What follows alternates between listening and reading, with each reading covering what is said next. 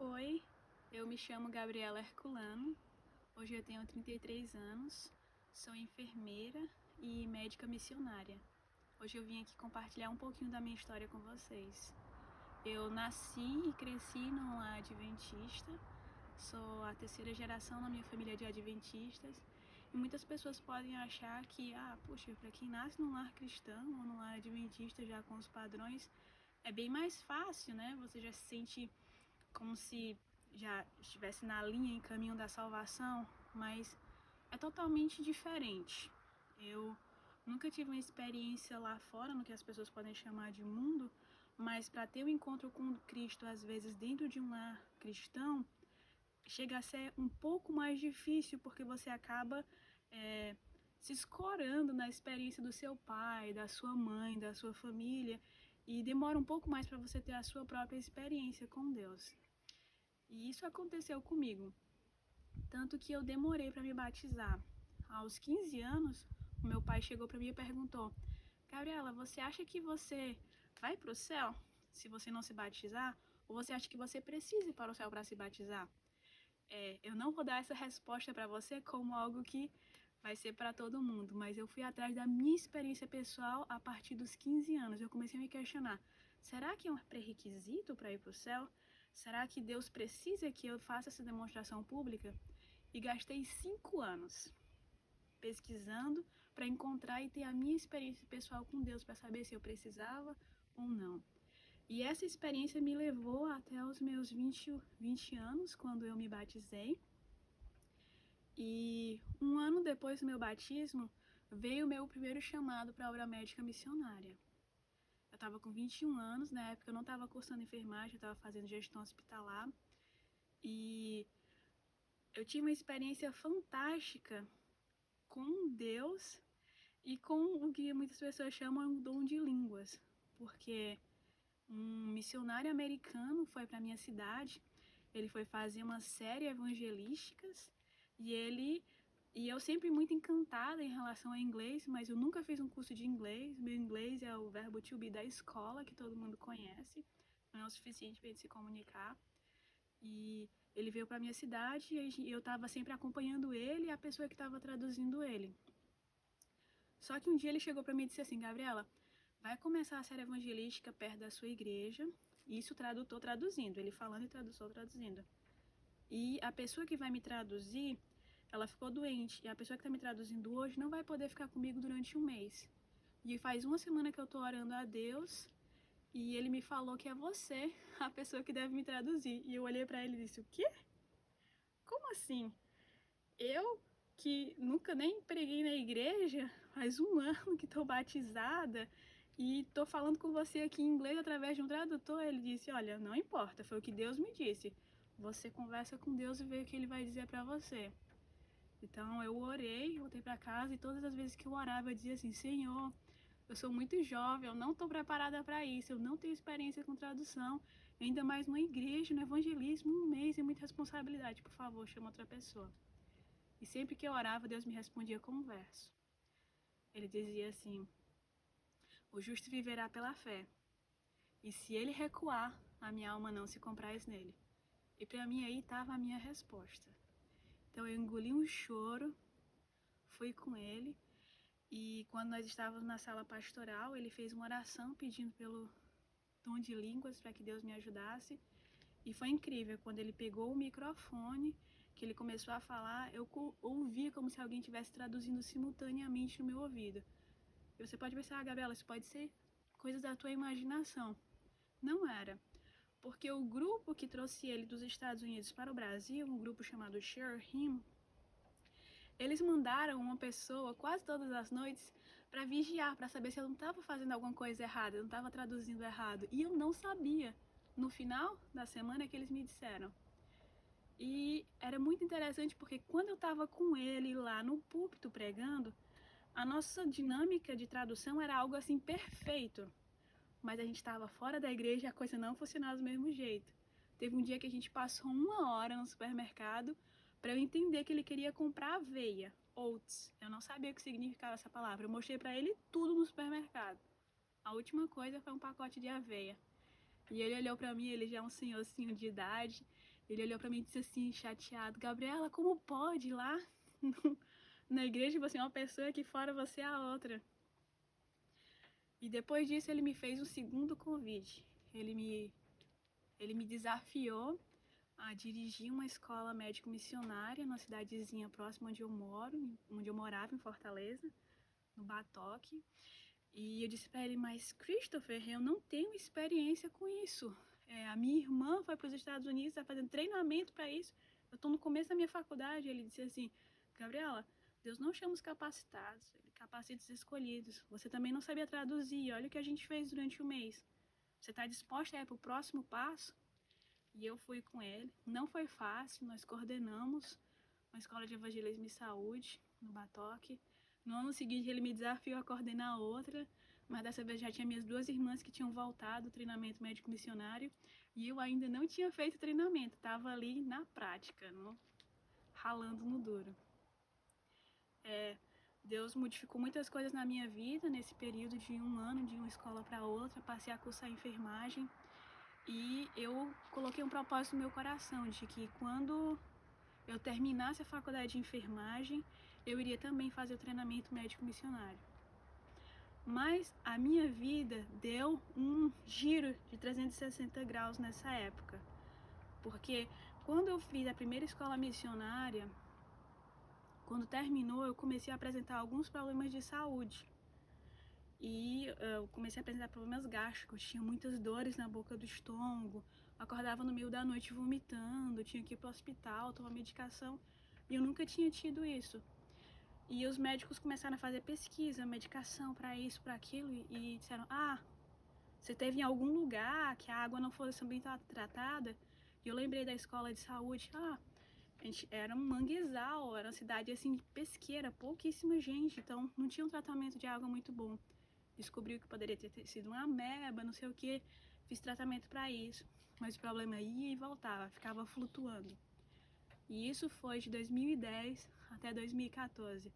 A minha vida fazendo faculdade, tentando dar continuidade à obra médico-missionária e indo e voltando de hospital.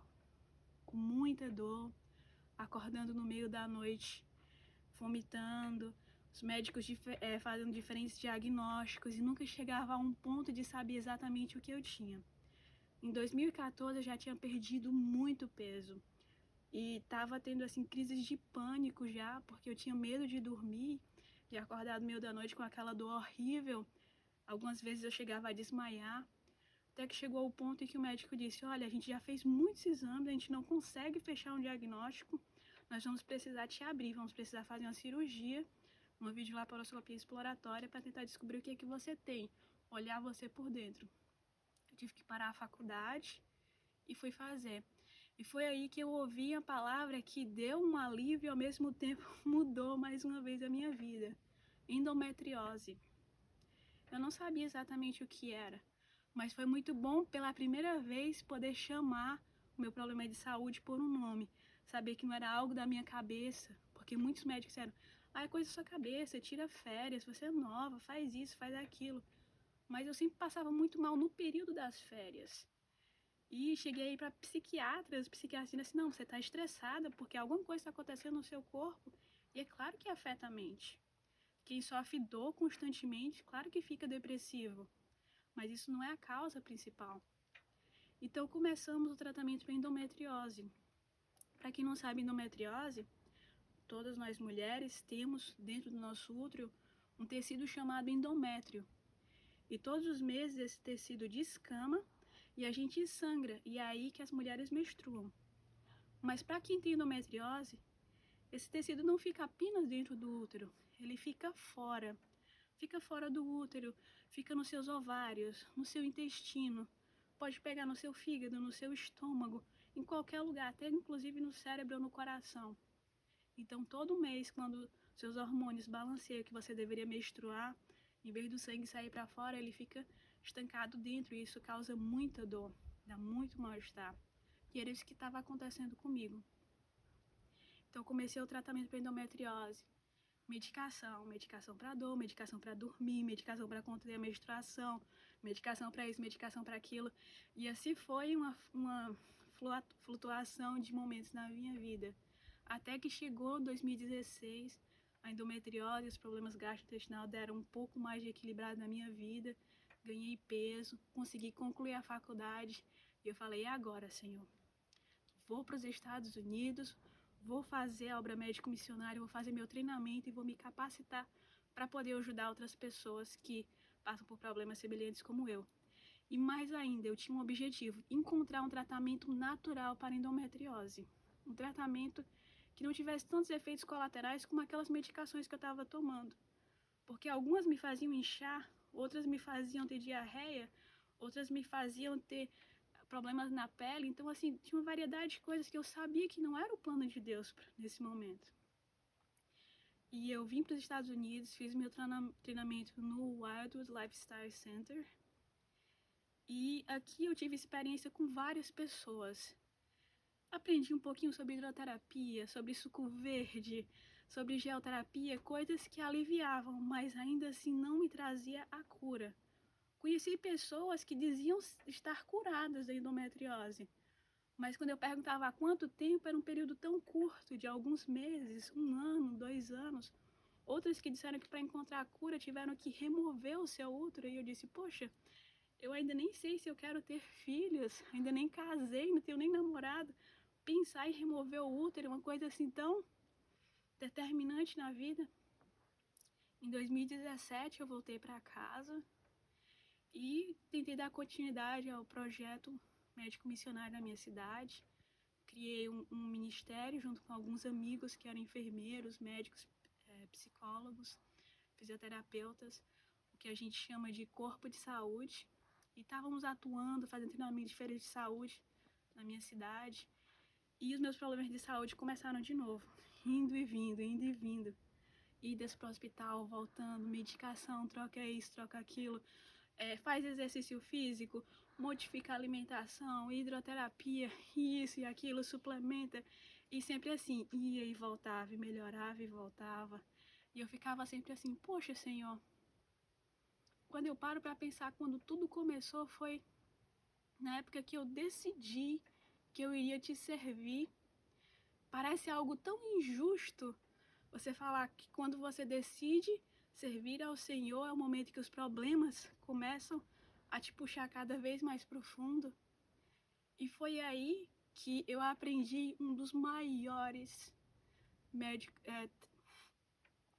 tratamentos que faz parte dos 8 remédios, a confiança em Deus.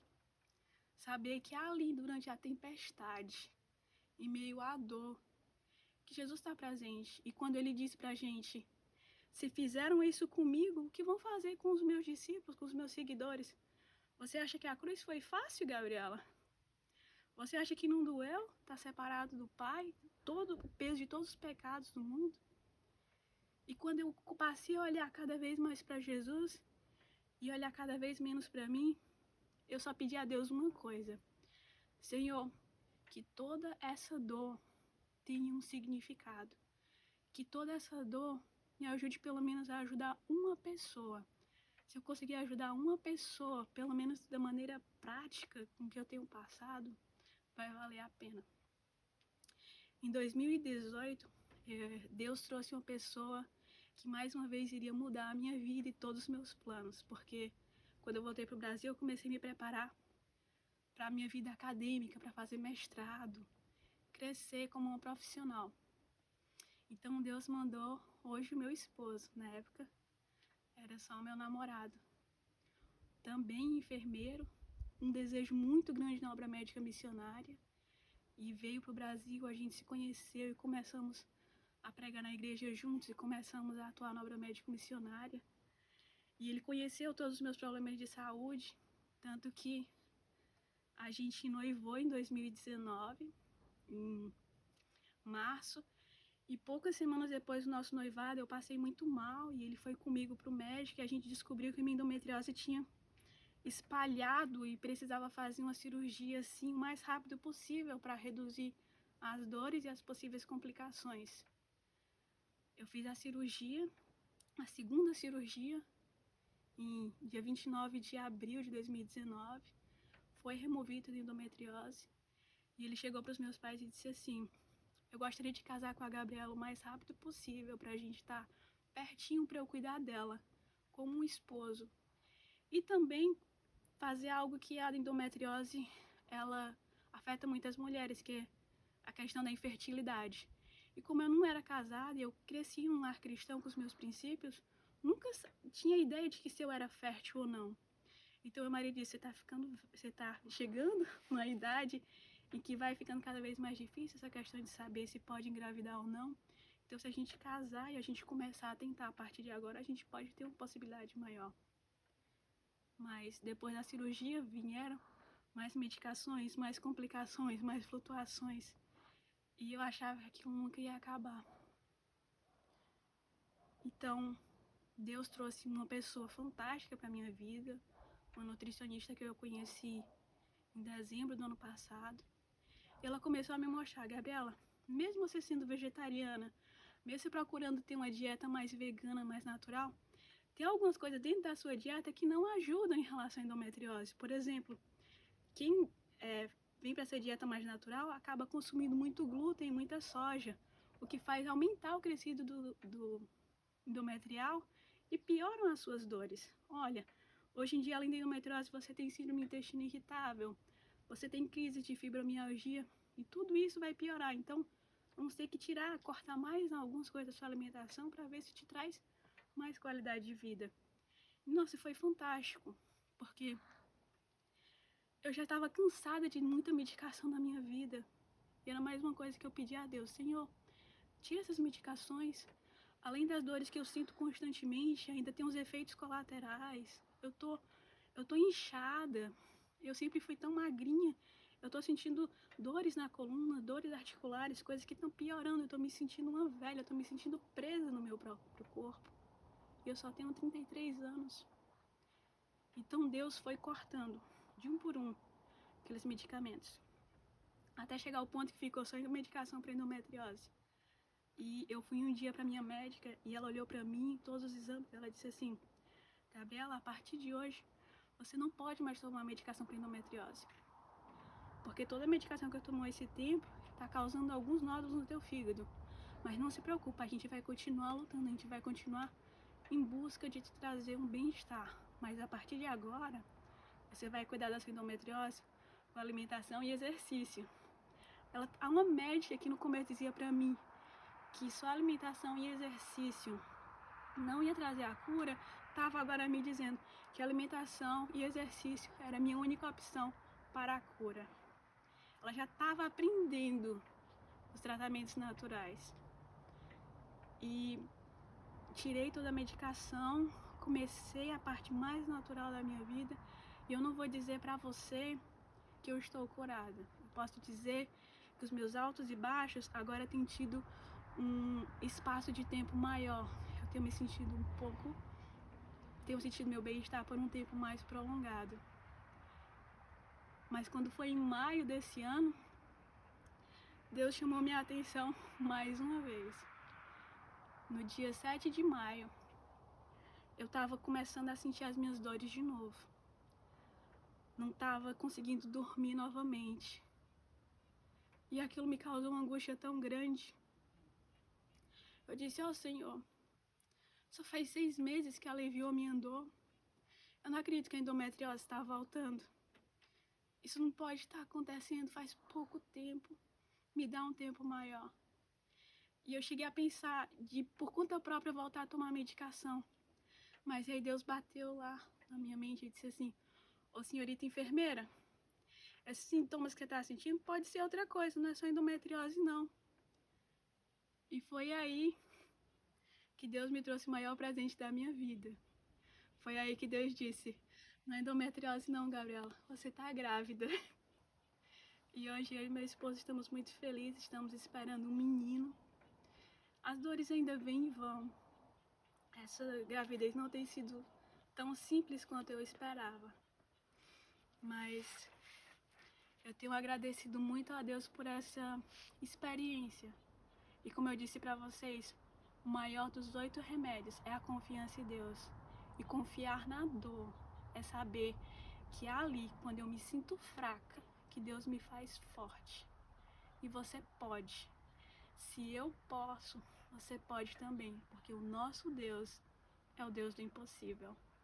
Eu espero que se a minha história ajudar você, uma única pessoa, saiba que você está dando significado maior à minha vida, à minha experiência, à minha dor.